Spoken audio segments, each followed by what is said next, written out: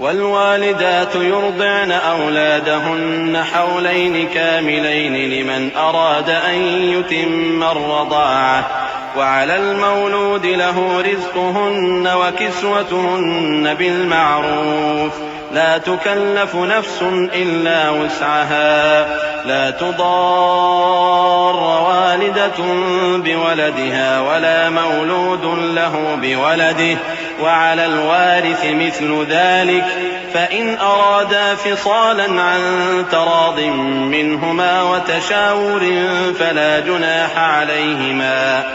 وإن أردتم أن تسترضعوا أولادكم فلا جناح عليكم إذا سلمتم ما آتيتم بالمعروف واتقوا الله واعلموا أن الله بما تعملون بصير۔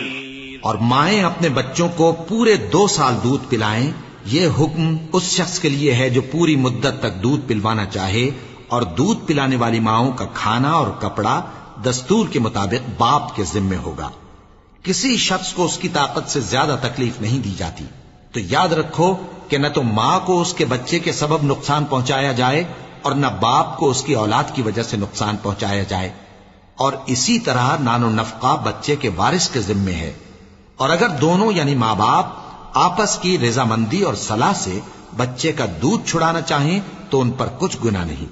اور اگر تم اپنی اولاد کو دودھ پلوانا چاہو تو تم پر کچھ گناہ نہیں، بشرطے کہ تم دودھ پلانے والیوں کو دستور کے مطابق ان کا حق جو تم نے دینا کیا تھا دے دو،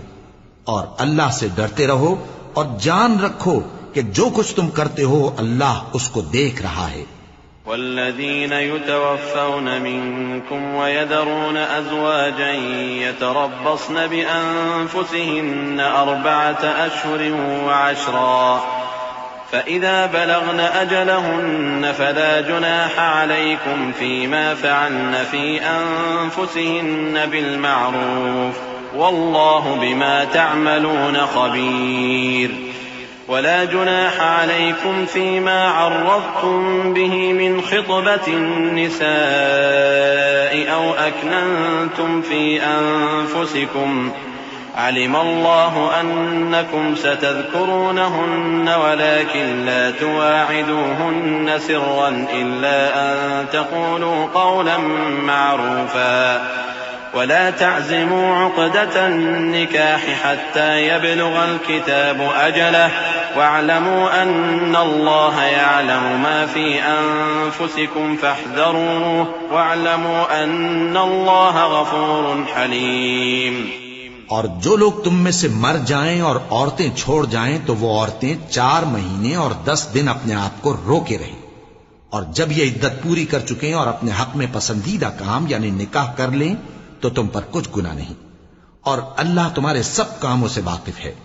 اگر تم اشارے کنائے میں عورتوں کو نکاح کا پیغام بھیجو یا نکاح کی خواہش کو اپنے دلوں میں مخفی رکھو تو تم پر کچھ گناہ نہیں۔ اللہ کو معلوم ہے کہ تم ان سے نکاح کا ذکر کرو گے، مگر ایام عدت میں اس کے سوا کے دستور کے مطابق کوئی بات کہہ دو، پوشیدہ طور پر ان سے قول و قرار نہ کرنا، اور جب تک عدت پوری نہ ہو لے نکاح کا پختہ ارادہ نہ کرنا، اور جان رکھو کہ جو کچھ تمہارے دلوں میں ہے اللہ کو سب معلوم ہے، تو اس سے ڈرتے رہو اور جان رکھو کہ اللہ بخشنے والا ہے، حلم والا ہے۔